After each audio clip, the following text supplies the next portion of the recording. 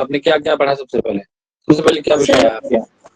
सर्वप्रथम मंगलाचरण, ठीक फिर उसके है, बाद काव्य के स्वरूप बताया नहीं है। कोई भी कार्य करने का प्रयोजन होता है तो काव्य के प्रयोजन पढ़े हमने। उसके बाद में फिर काव्य के हेतु हेतु पढ़े, फिर क्या पढ़ा? फिर उसके लक्षण काव्य के, काव्य के लक्षण नहीं, काव्य का लक्षण, काव्य का लक्षण पढ़ा है ना। जिसमें क्या क्या विशेषण दिए थे, क्या क्या विशेषण दिए थे जिसमें? तद्दोषो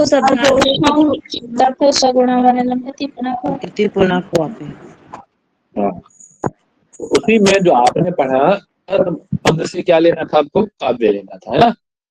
तथा काव्य, वह जो काव्य है वो कैसा है? बोले शब्दार्थ काव्य, वह शब्दार्थ काव्य। लेकिन शब्दार्थ के विशेषण क्या क्या थे? उन शब्द और अर्थ के क्या क्या विशेषण थे? कि वह दोष रहित होना चाहिए, गुणों का अर्थात गुण युक्त होना चाहिए। गुण कौन से? तो आपके माधुर्य आदि, माधुर्य प्रसाद इत्यादि, है ना। और पुनः कुत्रचित् अनलंकृति भी काव्य न काव्यत्वानि, यदि अलंकृति भी रहती है, अलंकार रहित भी रहता है तो काव्यत्व की हानि नहीं होगी शब्दार्थ। यही बात थी, इतनी बात हुई थी हमारी आपकी इस विषय पे। अब क्या ना, वो जो आपने शब्दार्थ के विषय में चर्चा हुई है ना आपने जी, जो हम शब्दार्थ पे चर्चा करके आए कि शब्दार्थ हो जो करके आए, शब्दार्थ हो काव्यम, तो शब्दार्थ को ही आगे विवेचित किया जा रहा है। ठीक है, अब शब्दार्थ का स्वरूप बता रहे हैं। अभी तक आपने काव्य का स्वरूप जाना था, शब्दार्थ का स्वरूप बता रहे हैं उसमें, अर्थात उस काव्य के जो शब्दार्थ को काव्य मानते तो काव्य के स्वरूप में विषय में चर्चा आगे डिटेल में थोड़ी सी चल रही है। वही कह रहे हैं, अगर शब्दार्थ स्वरूप निर्णय क्रमेण शब्दार्थयोः स्वरूपम आह, क्रमशः हम शब्दार्थ के स्वरूप को कहेंगे, है ना। तो भूमिका समझ में आ गई? क्या भूमिका बनी हमारी, क्या करने जा रहे हैं हम लोग, तो बताने स्यात् वाचकः, म्यूट कर लीजिए। स्यात् वाचकः लाक्षणिकः शब्दो अत्र व्यंजकः त्रिधा। देखिए तीन शब्द हैं, क्या? वाचक, लाक्षणिक और व्यंजक। ठीक है, दो चीज आपने सुनी होंगी, एक शब्द और एक होता है उस शब्द से निकलने वाला अर्थ। ठीक है ना। आवाज आ रही है मेरी? आ रही है सर। हाँ, एक होता है पंडित जी आपका शब्द। ठीक है, शब्द से क्या द्योतित होता है, क्या निकलता है? अर्थ। और वो अर्थ जिसके माध्यम से निकलता है उसको क्या कहा जाता है? शक्ति। ठीक है, शब्द कौन से? तो आपके तीन प्रकार के शब्द बताएं, कौन से? बोले स्यात्, किम स्यात्, वाचकः, लाक्षणिकः, व्यंजकः, त्रिधा शब्दः अत्र स्यात्। अत्र यहाँ जो उन्होंने कहा, बोले अत्र मतलब कुत्र काव्ये, अत्र त्रिधा शब्दः, त्रिधा शब्दः स्यात्। तीन प्रकार का शब्द यहाँ होता है। कौन से तीन प्रकार के? तीन प्रकार है, वाचकः, लाक्षणिकः, व्यंजकः। ठीक है, तो कौन कौन प्रकार के बताए? वाचक,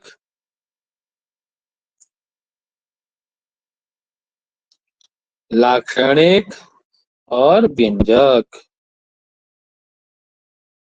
ठीक है जी, ये तीन प्रकार के शब्द होते हैं। कितने प्रकार के शब्द होते हैं पंडित जी? तीन प्रकार के शब्द होते हैं। अब जब शब्द तीन प्रकार के तो उनसे द्योतित होने वाले अर्थ भी तीन ही प्रकार के होंगे ना। तो वो अर्थ कौन से होंगे?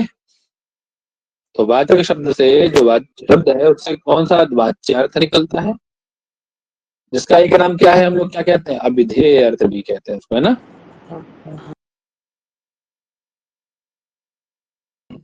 दूसरा क्या है? लक्ष्यार्थ होता है, है ना, लाक्षणिक शब्द से। ठीक है, और तीसरा क्या है पंडित जी? व्यंग्य, है ना।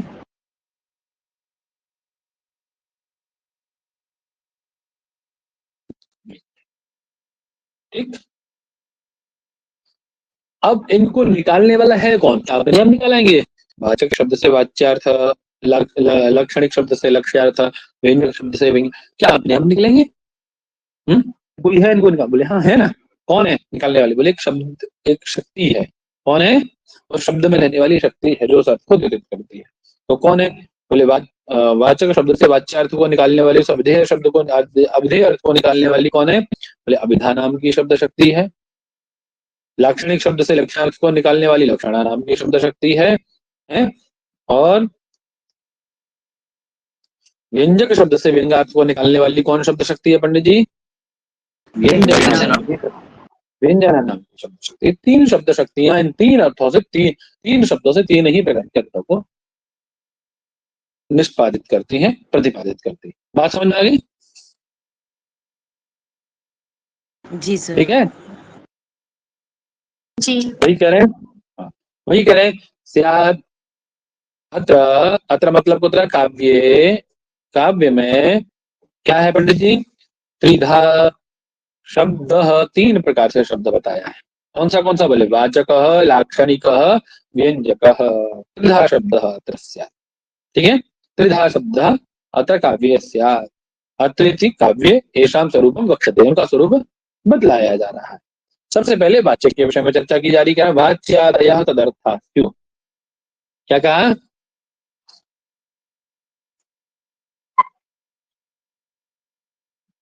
वाच्यादयः तदर्थः।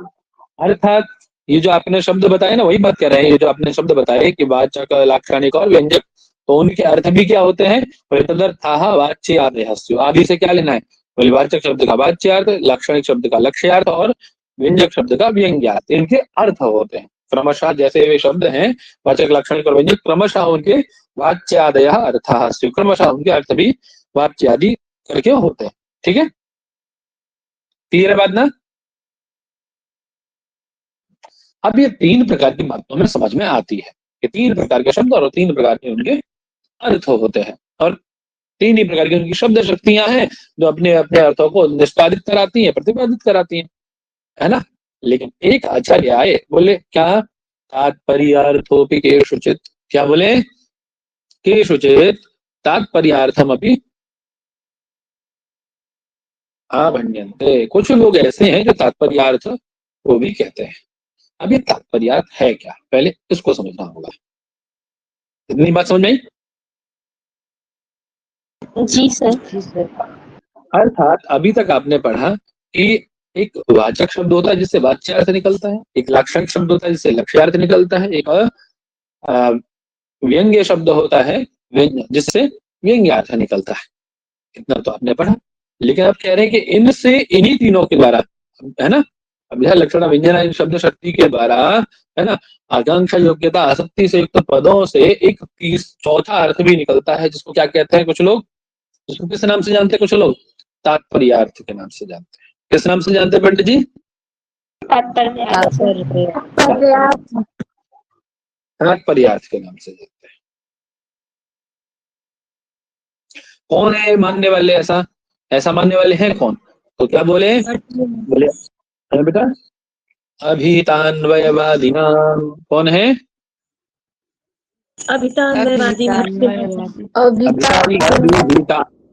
अभिहितान्वय, अभिहित दो शब्द हैं, इसी से अर्थ लगेगा आप लोगों को।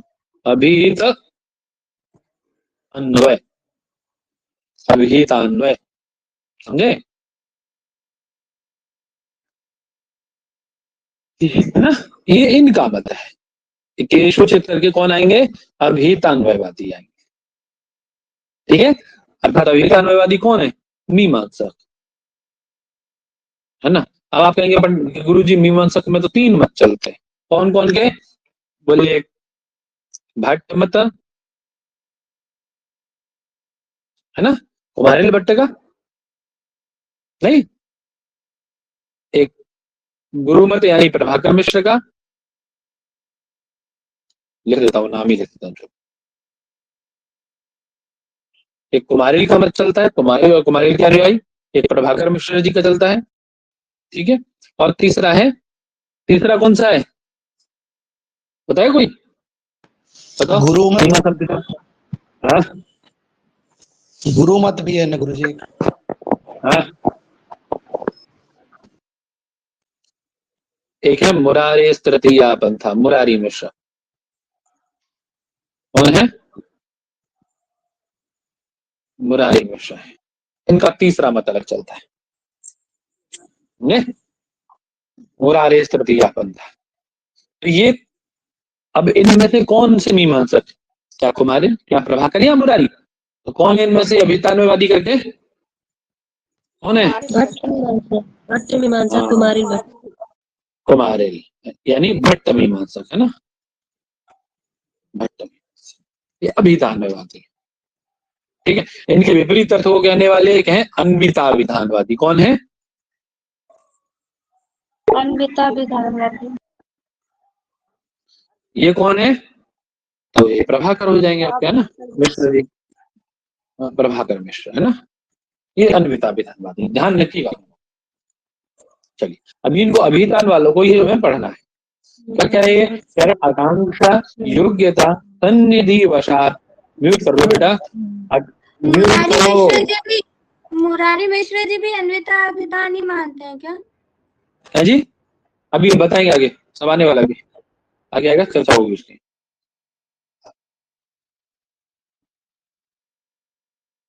समझिए पहले ये अभिधान्वय का शब्द को समझ लीजिए, तो आपको ये मत भी समझ में आ जाएगा, है ना। ये कैसे अभिधान्वय और अन्विता विधान में अंतर क्या है, समझे? आपने अभी तो जाना वृत्ति मतलब वो शब्द की शक्ति, है ना, वृत्ति का मतलब व्यापार भी होता है ना। तो आपने जाना कि अभिधा लक्षणा व्यंजना तीन वृत्तियां हैं, तीन वृत्तियों के द्वारा अभिधा के द्वारा विधेयर्थ, लक्षणा के द्वारा लक्ष्यार्थ और व्यंजना के द्वारा व्यंग्यार्थ की प्रतीति होती है। आप कुछ कह रहे हैं कि एक तात्पर्यार्थ नाम की एक अलग वृत्ति है। कौन वृत्ति है पंडित जी? इन तीन वृत्तियों से अभिधा लक्षणा व्यंजना से अतिरिक्त तात्पर्यार्थ से अतिरिक्त तात्पर्यार्थ नाम की एक वृत्ति है, तात्पर्य नाम की एक वृत्ति अलग है। ठीक है, बात समझ आ रही है? क्या कहते हैं, बोलो।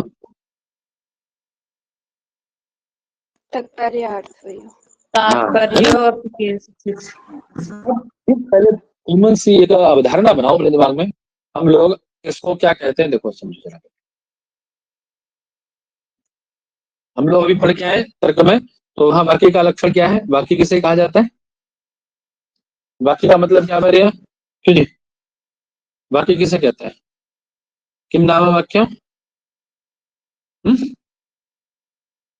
शब्दानाम वाक्य क्या है? समूह। अरे कैसे आप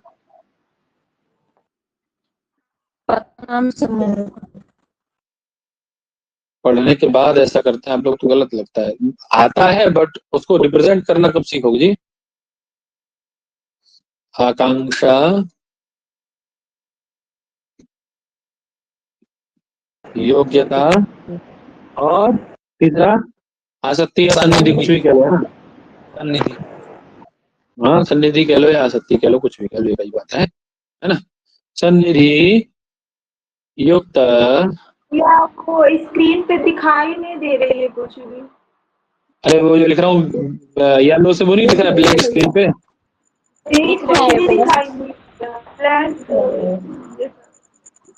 येलो से लिख रहा हूँ, दिख नहीं रहा आप लोगों को?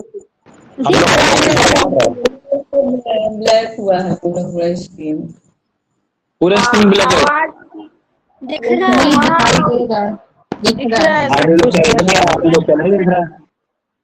आकांक्षा अरे यार म्यूट करो, लिखा हुआ आधे लोग क्या दिख रहा है,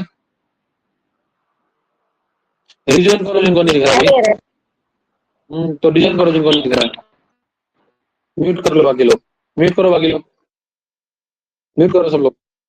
तो क्या कह रहे हैं, आकांक्षा योग्यता सन्निधि युक्त पदों का समूह क्या कहलाता है?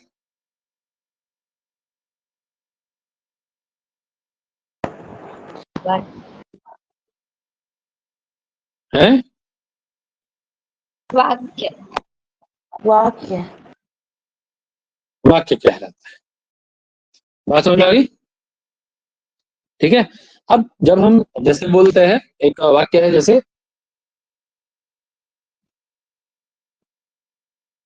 देवदत्तः स्व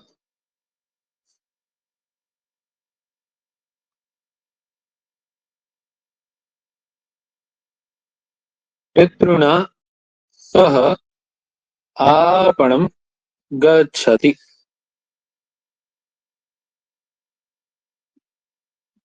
ठीक है, ये वाक्य आपने बनाया है ना। अब इसमें देखिए कितने पद है, देवदत्त अलग पद, स्व अलग, पितृ शब्द अलग, सह आपणम गच्छति, सब शब्दों का अलग अलग अर्थ होगा ना, सब शब्दों का अलग अलग अर्थ होगा कि नहीं होगा? अरे सारे शब्द अलग अलग है कि नहीं?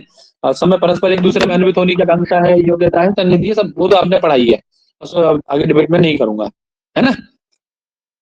अब ये देखिए, अब इसमें दो प्रकार से इसका वाक्यार्थ बोध होगा आपको। इस वाक्य का जो वाक्यार्थ बोध होगा वो कितने प्रकार से होगा पंडित जी? इस वाक्य का वाक्यार्थ बोध आपको दो भागों में होगा, दो प्रकार। एक तो वाक्यार्थ बोध होगा कि प्रत्येक शब्द का देवदत्त का अलग, स्व का अलग अर्थ, पितृ शब्द का अलग, सह का अलग, आपणम का अलग, गच्छति का अलग, और सबके अर्थ मिलकर के आपके पास यह अर्थ आ गए सबके निकल के। अब इन अर्थों को निकाल के क्या कर लेंगे आप? महावाक्यार्थ बोध कर लेंगे, है ना। क्या कर लेंगे? वाक्यार्थ बोध कर लेंगे। एक तो रास्ता ये है, समझ में बात ना। अरे मतलब शब्दों के अपने अपने अर्थ है कि नहीं है, उन अर्थों का एक समूह बना लो और उसका एक साथ बोध कर लो, ये है, ठीक है, समझ रहे बात? जी सर। आपको क्या पता पड़ गया? सबका अर्थ निकाल करके आपने एक जगह रखा और एक जगह अर्थ रख के अपने वाक्यार्थ बोध कर लिया कि देवदत्त अपने पिता के साथ बाजार जा रहा है, ये आपको वाक्यार्थ बोध समूह में हो गया।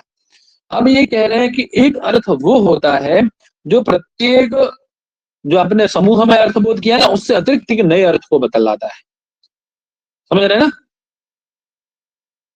है अर्थात इन शब्दों के अर्थ से भी एक अतिरिक्त अर्थ है जो उस वाक्यार्थ के अलग स्वरूप को प्रकट कर रहा है।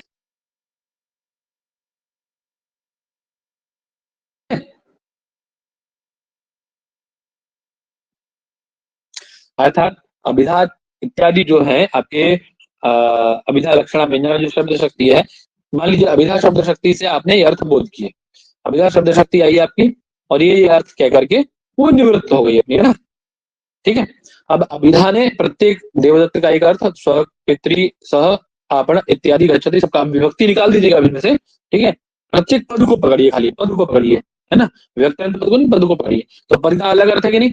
अब वो जब मिलेंगे समूह में तो एक अलग वाक्यार्थ बोध होगा कि नहीं? तीसरा बताइए। अर्थात अभिधेय जो अभिधा शब्द शक्ति है, पहले अर्थ बनाया, क्या बनाया? अभिधा से आपको अर्थ बोध हुआ प्रत्येक पद का, हुआ कि नहीं हुआ? हुआ कि नहीं हुआ? जी भैया जी। है ना। और वो जो अभिहित थे, अर्थात अभिधा ने उनको क्या किया? अभिहित किया। अभिहित मतलब उनको कहा, उनको व्यक्त किया, ठीक है। अब उनका क्या कर लिया आपने? अभिहिता नाम जो परस्पर अभिहित शब्द थे अभिधा शब्द शक्ति के द्वारा, उनका क्या कर लिया आपने? अन्वय किया ना। यही क्या है? अभिहित अन्वय। यही क्या है? अभिहित अन्वय। समझ आया? नहीं समझ आया? जो शब्दों के प्रत्येक शब्द के जो परस्पर, हाँ, प्रत्येक शब्द के जो अभिहित अर्थ थे, उन अर्थों का एक जगह अन्वय कर देना ही क्या है? अभिहित अन्वय, ठीक है। समझ में बात? इसी को हम लोग तात्पर्यार्थ भी कहते हैं, ठीक है। इसी को क्या कहा जाता है? तात्पर्यार्थ कहा जाता है। क्लियर हुई बात? जी सर। जी जी सर।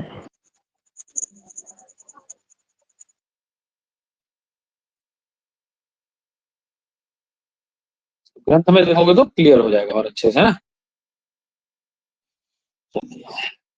देखिए नीचे टीका भी भाई लिख रहे हैं।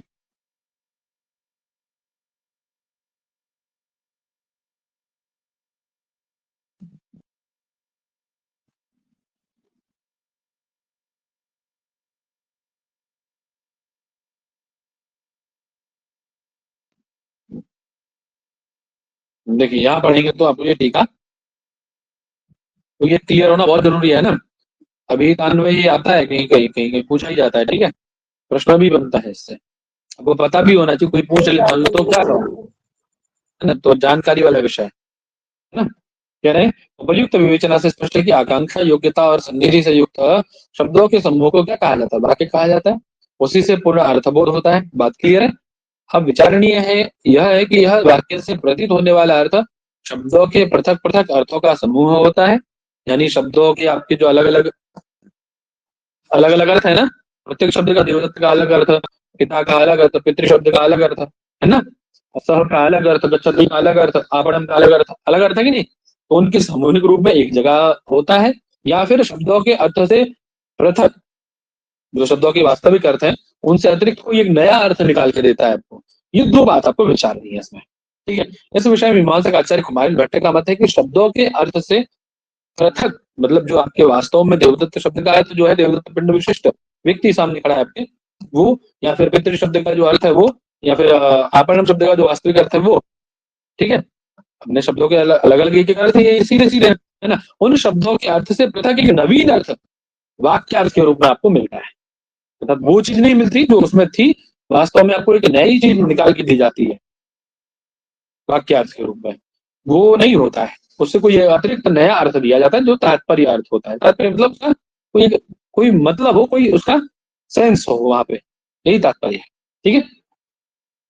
ऐसा क्रम यह है कि पद अपनी अभिधा आदि वृत्ति से इन अर्थों का अलग अलग प्रकट कर लेते हैं, मतलब अपनी अपनी अभिधा शब्द शक्ति से वो अपने अपने अर्थों को, जैसे देवदत्त ने देवदत्त विशेष अर्थ को, है ना, पितृ शब्द ने पिता अर्थ को, ऐसा करके आपणम ने बाजार अर्थ को, गच्छति ने गमन अर्थ को, अलग अलग अर्थ प्रकट कर देते हैं। उसके बाद उन अर्थों का परस्पर संबंध होता है, अर्थात वे अर्थ आपस में मिल जाते हैं, है ना, अर्थात शब्दों द्वारा अभिहित अर्थों का बाद में अन्वय होता है। परस्पर क्या होता है उन अभिहित शब्दों का, अभिहित जो अर्थ है शब्दों के द्वारा जो अभिहित कहेंगे, वही बताया था मैंने आपको, देखो शब्दों के द्वारा जो अभिहित अर्थ है उनका परस्पर क्या होता है, अन्वय होता है। इसीलिए क्या यही है ना, अभिहितानाम अन्वय। इस विचार के बाद तत्संबंधी वाद क्या कहलाता है, यह अभिहितान्वयवाद कहलाता है। और उसको मानने वाले कौन है, कुमारिल भट्ट इत्यादि के अनुयायी, ठीक है, उनको अभिहितान्वयवादी कहा जाता है। समझने बाद इनके मत में पदार्थों का पारस्परिक संबंध अथवा अन्वय या संसर्ग वाक्य का अर्थ होता है, शब्दों का अर्थ नहीं होता, तो किसका अर्थ होता है, या वाक्य का अर्थ होता है ना। वही कह रहे हैं, वह पदार्थों से विशेष प्रकार का, मतलब उससे अलग होता है, जो पदों से निकलने वाला अर्थ है ना उससे अतिरिक्त होता है कुछ, वो चीज नहीं होती, है ना, अर्थात उसको पदों के द्वारा प्रकट नहीं किया जा सकता, है ना। उसको प्रकट करने के लिए आपको एक अलग शक्ति माननी होगी। अभिधा के द्वारा तो है नहीं, अभिधा के द्वारा तो आपको, अरे जैसे मान लीजिए मैंने कहा देवदत्त देवदत्त गृहम गच्छति। अब देखिए यहाँ पे देवदत्त पद का अर्थ क्या है, देवदत्त विशिष्ट पिंड, गृह का घर, गच्छति का जाता है ना, गमन क्रिया है, तो इनके ये तो अभिधेय अर्थ है। अब देवदत्ता गृहम गच्छति जो एक कि देवदत्त नाम का कोई बालक है वो घर को जा रहा है, ये जो एक अर्थ है ये कोई उस पद से निकला हुआ अर्थ है क्या, पद से अतिरिक्त अर्थ हुआ नहीं, अरे पद से निकला हुआ है ना। तो उस अर्थ को मानने के लिए करने के लिए आपको क्या करना पड़ेगा, ये अभिधा से तो नहीं निकला, अभिधा से तो आपका देवदत्त विशेष अर्थ निकला था, गृह विशेष अर्थ निकला था, घर विशेष, गच्छति से गमन अर्थ निकला था। ये जो देवदत्त नाम का कोई व्यक्ति है वो घर जा रहा है, ये जो आपको अर्थ की उद्भावना हुई, ये जो अर्थ की प्रतीति हुई, ये किसी अलग शक्ति से हुई, और कोई ऐसी शक्ति है जो आपको ये प्रतीत करा रही है, कोई ऐसी वृत्ति है, ऐसा व्यापार है जो आपको ये प्रतीत करा रहा है। तो कौन है, कोई और नहीं, एक विशेष शक्ति जिसको हम लोग क्या कहते हैं, शक्ति या वृत्ति, वो कौन है, जिसकी हम उद्भावना करेंगे वो तात्पर्य, ठीक है ना, उसी से इसका बोध होता है। समझ नहीं बात, भैया ना, अभिधा लक्षण और विज्ञान तीनों से पृथक है ये वृत्ति, है ना। लेकिन आप प्रभाकर इस चीज का खंडन कर देते हैं, वो क्या कहते हैं कि परस्पर संबंध न रखने वाले पृथक पृथक अर्थ की प्रतीति नहीं होती, अभी तो परस्पर संबंध अर्थात अन्वित अर्थ की ही प्रतीति होती है। मतलब उनका कहने का मतलब यह है कि आपने क्या कहा था, ये क्या कहते हैं कुमारिल महाराज, कि देवदत्त का पहले अलग अर्थ होगा, गृहम का अलग अर्थ निकलेगा, गच्छति का अलग अर्थ मिलेगा, तीनों अर्थ मिल जाएंगे और एक महावाक्य तो बोध होगा, ये उनका मत है। ये क्या कहते हैं कि ऐसा कुछ नहीं होता पंडित जी, अलग अलग पदों के अर्थ निकलते हैं फिर जाके मिलते हैं, ऐसा नहीं होता है, समझे। पहले परस्पर अन्वय होता है, देन अर्थ निकाला जाता है, पहले पदों का हम अन्वय कर लेंगे परस्पर, देवदत्त का गृहम के साथ, गृहम का गच्छति के साथ में ऐसे परस्पर अन्वय कर लेंगे, और अन्वय के उपरांत अर्थ निकाल, बात समझ आ गई। इसीलिए उसको अन्वित अभिधा का है, अन्वितानाम अभिधानम, जो अन्वित है परस्पर, जो मिले हुए हैं, समझ रहे ना, जी सर, ठीक है। हाँ, जिनका परस्पर आपस में संबंध है, उनके अर्थ की, उनका अभिधान करना, उनको कहना, उनके अर्थ को बतलाना ही अन्विता अभिधान है। तो समझ में आ गया अन्विता अभिधान और अभिता अन्वयवाद में अंतर जी है? जी जी सर।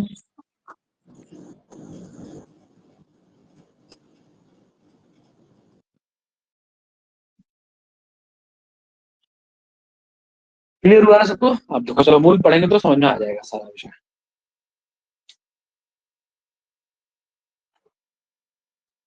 क्या कह रहे हैं? आकांक्षा योग्यता सन्निधि वशात वक्षमान स्वरूपाणाम पदार्थानाम समन्वये तात्पर्यार्थो विशेष वपुः अपदार्थों की वाक्यार्थ समुल्लसति इति अभिहितान्वयवादीनां मतम।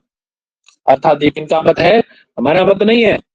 ये तात्पर्य अर्थों पे केशव कहा है उन्होंने, ये हमारा मत नहीं है पंडित जी। वो स्पष्ट, वो साइड ही हो रहे हैं उससे आपके आचार्य, समझे? आचार्य मम्मट आपके बिल्कुल साइड हो जा रहे हैं उससे, कह रहे हमारा मत नहीं है। तो किसका मत है ये? बोले अभिहितान्वयवादियों का मत है। क्या? कि आकांक्षा योग्यता और आसक्ति यानी सन्निधि से, सन्निधि के कारण इनका क्या हुआ पंडित जी? सन्निधि वशात वक्षमान स्वरूपाणाम, जिनका स्वरूप आगे कहा जाएगा, है ना? आकांक्षा योग्यता से युक्त सन्निधि वशात वक्षमान स्वरूप है, जिनका स्वरूप आगे कहा जाएगा, है? कह रहे ऐसे पदार्थों का, उन पदार्थों का समन्वय, अन्वय अर्थात परस्पर संबंध होने पर क्या होता है? बोले तात्पर्यार्थ विशेष बहु पदार्थों भी वाक्यार्थ, उनका परस्पर जो संबंध होता है, एक तात्पर्य रूपी एक नया अर्थ, विशेष वपु वाला, विशेष शरीर वाला, वपु मतलब शरीर, विशेष शरीर वाला एक तात्पर्यार्थ उपस्थित होता है आपके सामने, है ना? एक तात्पर्यार्थ रूपी वाक्यार्थ उत्पन्न होता है नया, ठीक है? जो कैसा है? जो कैसा है? समुल्लसति अर्थात उत्पन्नम भवति, उत्पन्न होता है ना? ये किसका मत है? इति अभिहितान्वयवादीनां मतम, ऐसा अभिहितान्वयवादियों का मत है। वाच्यैव वाक्यार्थ इति अन्विताभिधानवादीनां मतम। और बोले इसमें अन्विताभिधानवादी क्या कहते हैं? बोले वो ये कहते हैं भैया जो वाच्यार्थ है, जो शब्द है ना आपका वाचक, उसका जो वाच्यार्थ है वो वाच्य ही वाक्यार्थ है और कोई उससे अतिरिक्त कोई नहीं होता। तो वाच्यार्थ है वही वाक्यार्थ वास्तव में है, कोई ऐसा तीसरा अलग से ऐसा कोई नई गंगा नहीं बहेगी पंडित जी। तात्पर्य अर्थ नाम की कोई चीज ही है नहीं, समझे? जो वास्तव में वाक्य का अर्थ होता है वही वाच्यार्थ होता है, उससे अतिरिक्त कोई और अर्थ नहीं होता। इनका कहने का मतलब ये है कि इस वाच्यार्थ से अतिरिक्त भी एक वाक्यार्थ होता है, जिसको हम लोग क्या कहते हैं? तात्पर्यार्थ कहते हैं, ठीक है? वो विशेष वपु वाला होता है, स्पेशल ट्रीटमेंट वाला होता है। वो मतलब आपके वाक्यार्थ से विलक्षण होता है। वाक्यार्थ में जो आपके पद आए हैं उनसे अतिरिक्त उसका अर्थ निकलता है। बात समझ आ गई सबको? गुरुजी, जी ये सर। जो प्रभाकर मत है अन्वितार्थ वाला, वो अभिधा ही हुआ अगर देखा जाए तो। हाँ, वो सीधा अभिधेय अर्थ है। वो तो सीधे कह रहे हैं ना, बोले जो वाच्यार्थ है, जो आपका वाचक शब्द है, उस वाचक शब्द से जो निकलने वाला वाच्य अर्थ है, वाच्य का अर्थ है, जो सीधा सीधा वाचक शब्द का अर्थ है वही वाक्यार्थ है। उससे अतिरिक्त कोई तात्पर्य अर्थ नाम की कोई तीसरी चीज है नहीं। वो कह रहा है नहीं नहीं पंडित जी, वाक्यार्थ से अतिरिक्त एक विशेष वपु वाला अर्थात विशेष शरीर वाला एक पदार्थ होता है, पर है ना, एक पदार्थ होता है, उसको हम लोग तात्पर्यार्थ कहते हैं। वो वाक्यार्थ से अतिरिक्त होता है, ठीक है?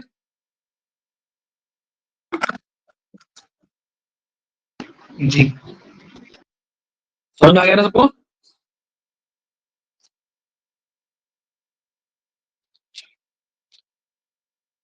अभी क्या कह रहा है? बोले सर्वेशाम प्रायशः अर्थानां व्यंजकत्वम् अपि इष्यते।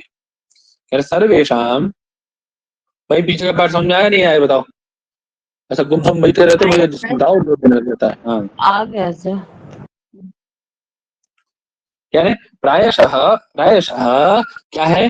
सर्वेशाम अर्थानां व्यंजकत्वम् अपि इष्यते। प्रायशः सभी का, सभी का मतलब किसका? किसकी चर्चा चल रही है आपकी? वाच्य वाच्य लक्ष्य व्यंग्य, यही है ना सभी आपके? वाच्यार्थ लक्ष्यार्थ और व्यंग्यार्थ।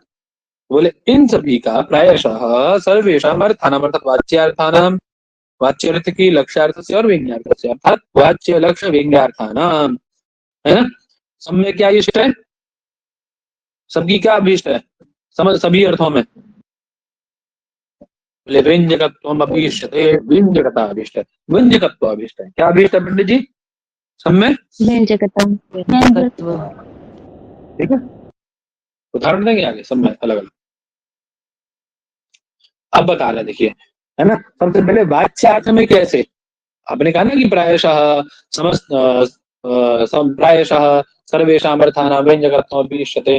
अब एक बात बताइए पंडित जी, आपने कहा वाच्यार्थ में, लक्ष्यार्थ और व्यंग्यार्थ तीनों में व्यंजकत्व इष्ट है, तो वाच्यार्थ में कैसे व्यंजकत्व होता है, बताइए तो जरा।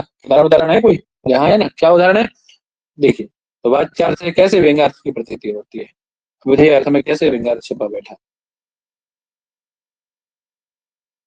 क्या हुआ जी,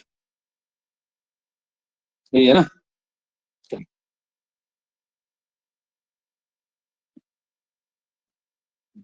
क्या कह रहे हैं, क्या है, पढ़ो पढ़ो श्लोक पढ़ो पंडित जी। आवाज आ रही मेरी? आ रही है मोहन। पढ़ो जी, आ रही है। मातृगृहोपकरणम् अद्य खलु नास्ति इति साधितं। मातर्गृहोपकरणं नास्ति अद्य खलु ना, ऐसा पढ़ो, मातर्गृहोपकरणम् अद्य खलु नास्ति इति साधितं तया तदाभरणं किं करणीयम् एवमेव न प्रातरः। अब देखिए, तो उसका बहाना है इसमें, है ना। क्या हुआ? आपकी आवाज कट रही है। सब कट रही है क्या? जी भैया कट रही है। हाँ भैया बहुत गड़बड़ हो रही है भैया बहुत गड़बड़ सी हो रही है, कटनी भड़बड़ हो रही है बहुत आवाज में। वो आप लोग अपने आप को जब तक अनम्यूट नहीं करो, वो म्यूट नहीं करोगे तब तक वो गड़बड़ ही होगी। म्यूट करके देखो अपने आप को। होने के बाद भी आ रही है। नहीं भैया तब भी हो रहा है। अब बताओ, अभी हो रही है? अभी हो रही है? नहीं अब नहीं हो रही, लेकिन अभी अगर आप बोलोगे तो तब होगी भैया। अरे लो, अब बोल रहा हूँ अभी हो रही है, बताओ ना। वो माइक आप लोगों का गड़बड़ है ना, तो फिर आप लोग अपने आप को म्यूट रखिए, बराबर क्या इसीलिए में आप लोग अपने आप को म्यूट रखेंगे तो हो जाएगा ना। म्यूट रखिए अपने आप को, आप लोग अनम्यूट कर लेते हैं तो इको होता है और आपके साइड से गड़बड़ होता है। तो क्या करें, मातर्गृहोपकरणम् अद्य खलु नास्ति इति साधितं त्वया तदाभरणं किं करणीयम् एवमेव न वासरः स्थायी। ठीक है, कोई नायिका है, वो अपनी माता से कह रही है कि हमारे घर में क्या नहीं है पंडित जी। तो त्वया साधितम तुमने कहा, तुमने बतलाया, क्या बतलाया, माता शब्द का अन्वय कर लीजिएगा, यह माता त्वया साधितम तुमने बतलाया कि क्या नहीं है, अद्य खलु गृहोपकरणम नास्ति इति, आज हमारे घर में कोई भी उपकरण नहीं है, मतलब भोजन खाद्य इत्यादि सामग्री नहीं है। ठीक है ना, ऐसा तुमने बतलाया। ठीक है, तदाभरणम किम करणीयम एवमेव न वासरः स्थायी।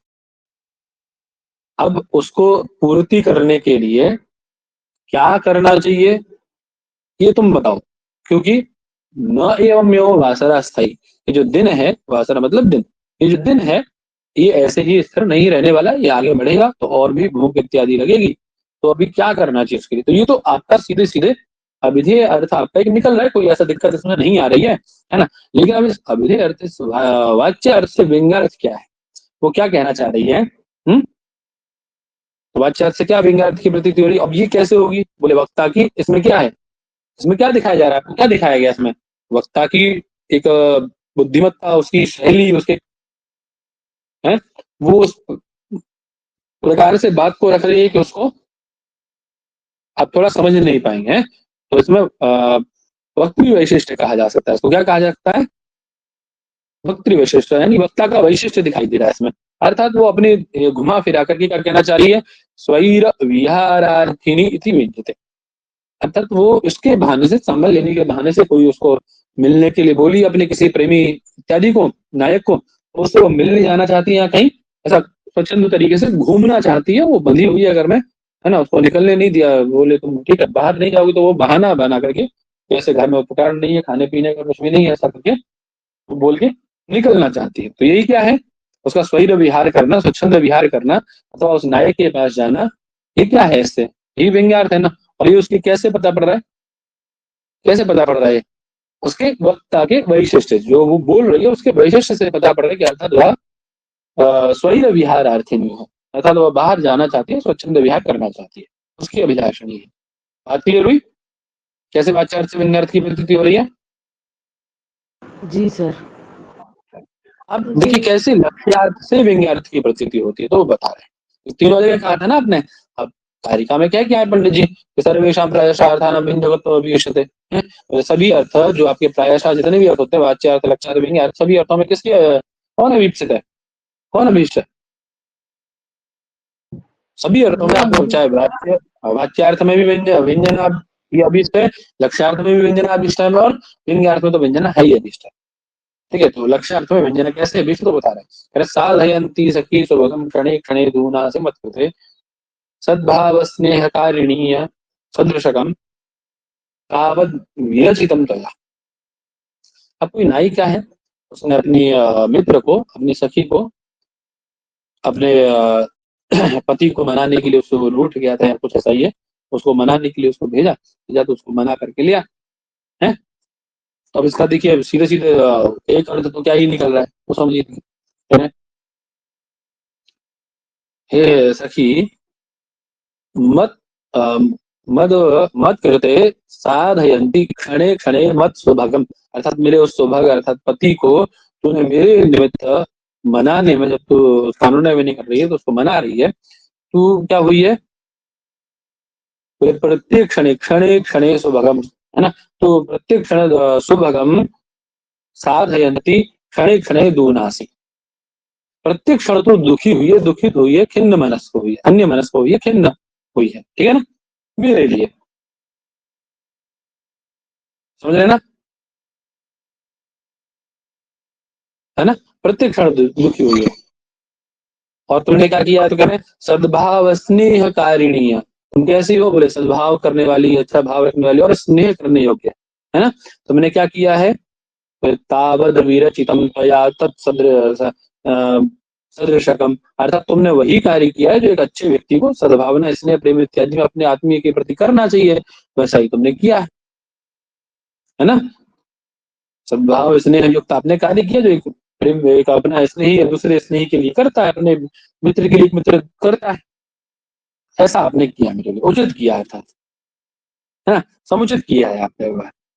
तो ये तो आपका सीधा सीधा लक्ष्यार्थ है। ठीक है, अब इस लक्ष्यार्थ में व्यंग्यार्थ की प्रतीति क्या है?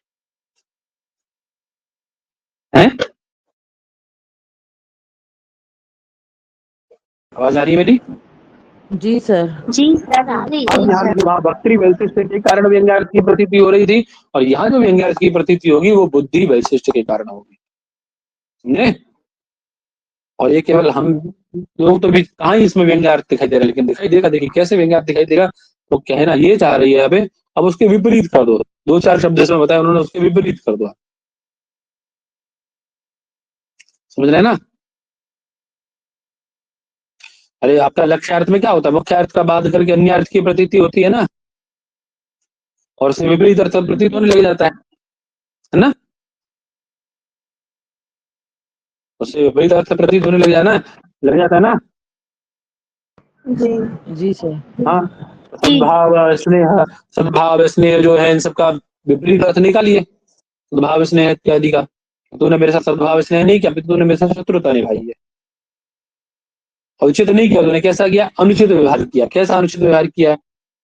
तो बोले मनाने तुझे मैंने अपने पति या प्रेमी को मनाने भेजा था, तू उसके साथ ही प्रतिक्रिया इत्यादि करके आई है, उसके साथ ही रमण करके आई, ऐसा उसका ये अन्य अर्थ उसने लक्षित किया उससे, है ना, समझे ना?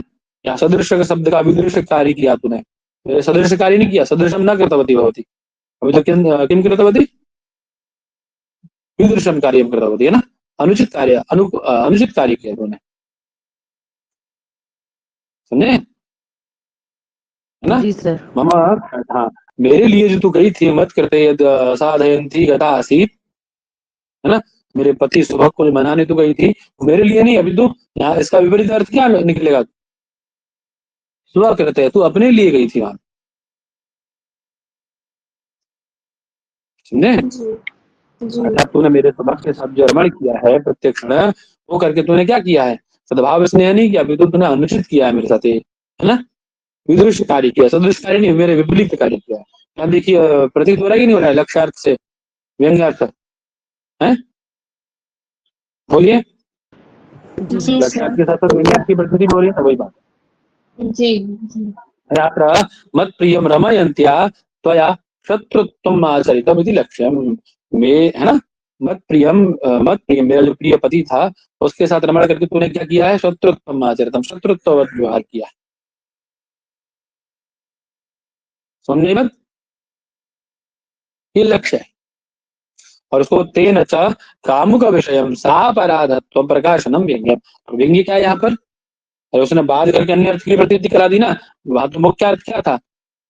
तूने मेरे अनुकूल श्लोक में तो मुख्य अर्थ क्या है उसका?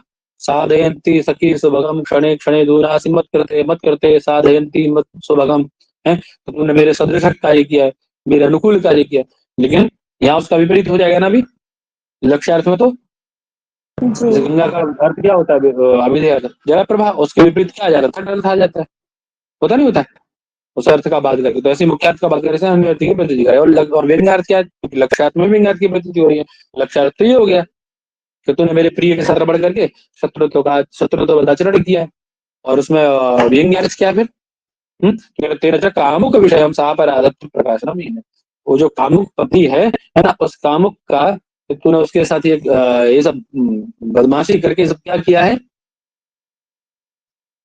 अपराध किया है ना? वो भी अपराधी है और तू भी अपराधी है। सापराधत्व प्रकाशन उनका दोनों का ये व्यंग्यार्थ है।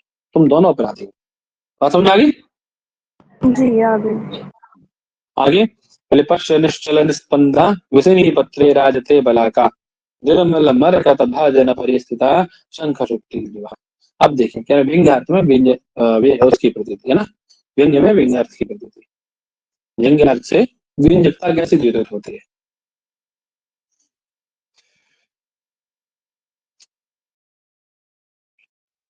वही कह रहे हैं, ये तो अर्थ पता ही होगा आप लोगों को।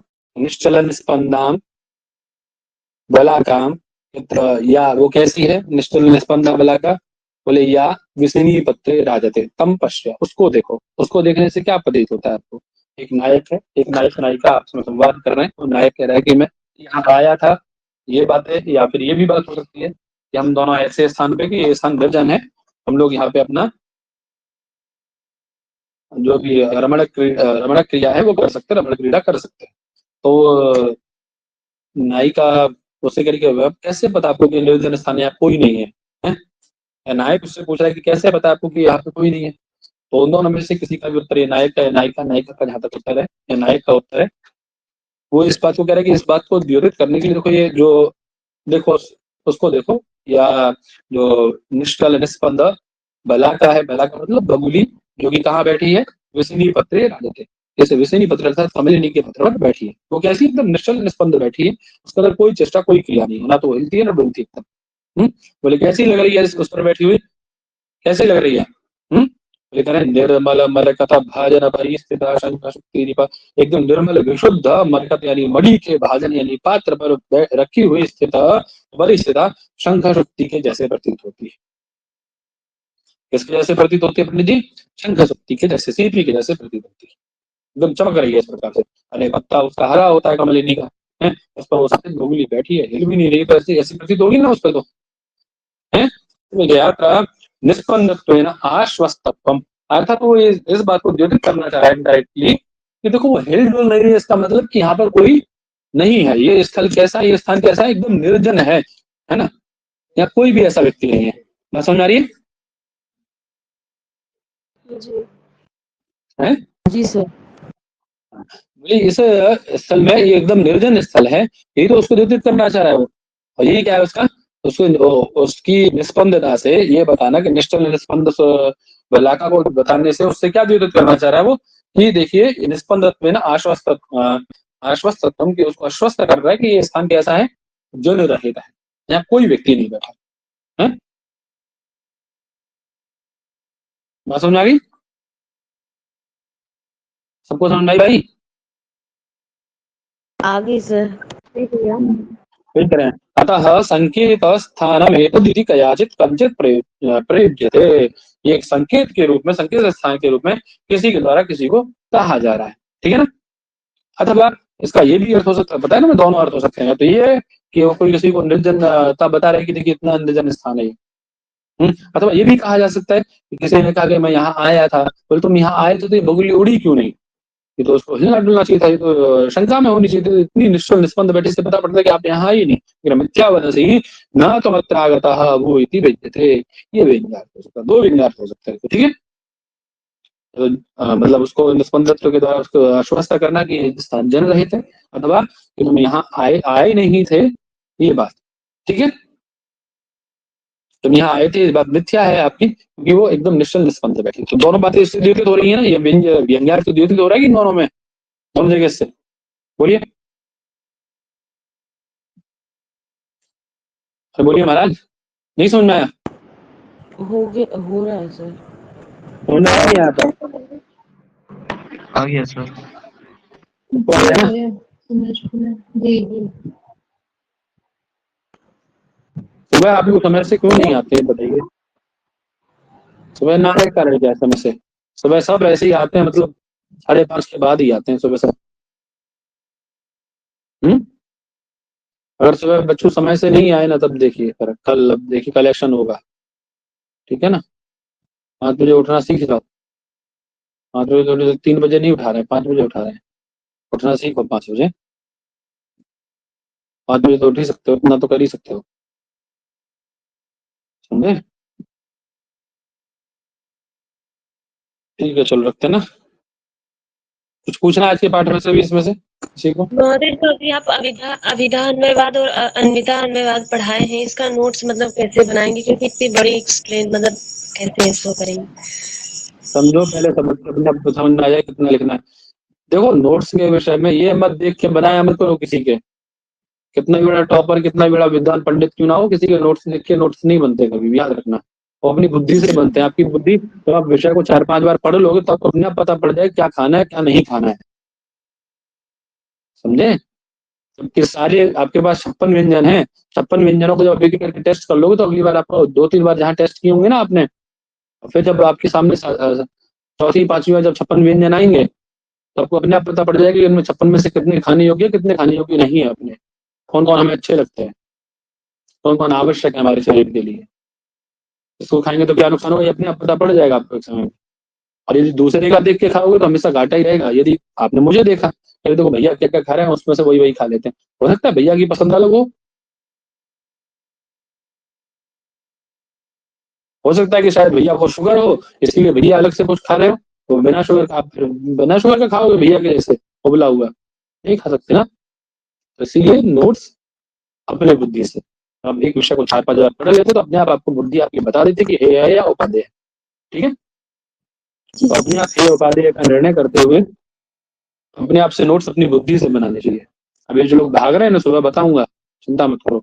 5:15 तक, 5 बजे तक, 5:10 तक जो नहीं आया ना उसको सीधे कल वही करना ही है। कल हायर कर एकदम हायर कर देना, सबको एकदम बाहर कर देना। देखो किस भैया किस लोग 80-90 लोग हैं उसमें, बताओ आते हैं नहीं। बोलिए। भैया पहले वाला जब अपन ने वाच्यार्थ में, उसमें वक्तृ विशिष्ट व्यंग्य था, दूसरे में बुद्धि विशिष्ट था, तीसरे में कौन सा होगा? हैं? जो अपन ने अभी देखा ना कि वाच्य, लक्ष्यार्थ और व्यंग्यार्थ हाँ के अंदर व्यंजना होती है, तो हाँ हाँ वाच्यार्थ वाले तो उदाहरण में वक्तृ विशिष्ट व्यंग्य था, उनमें हाँ। जो व्यंग्य बोला। दूसरे वाले में बुद्धि विशिष्ट व्यंग्य है, और तीसरे वाले में क्या हाँ, होगा भैया? तीसरे वाले में कौन सा अच्छा अच्छा अच्छा अच्छा। हम्म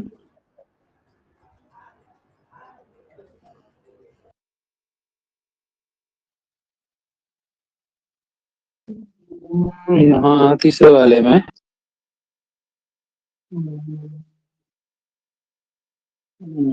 क्या है?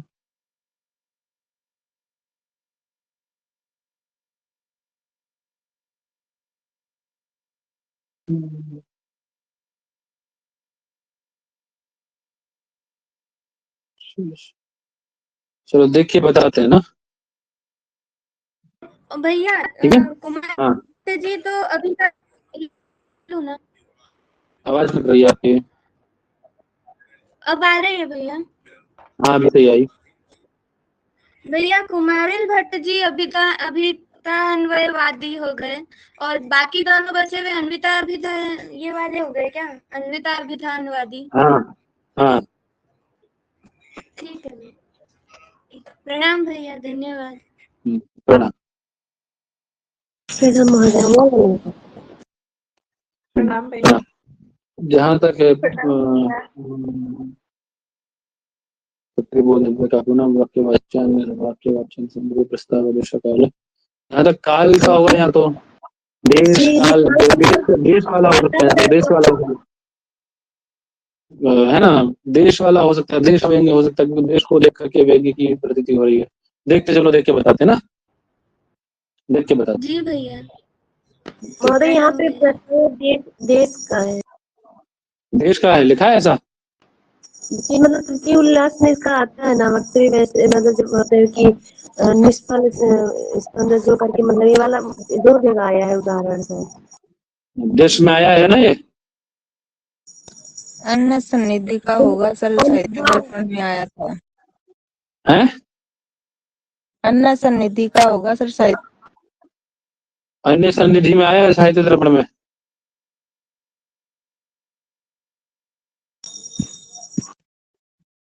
ऐसा क्या अन्य सन्निधि है जैसे?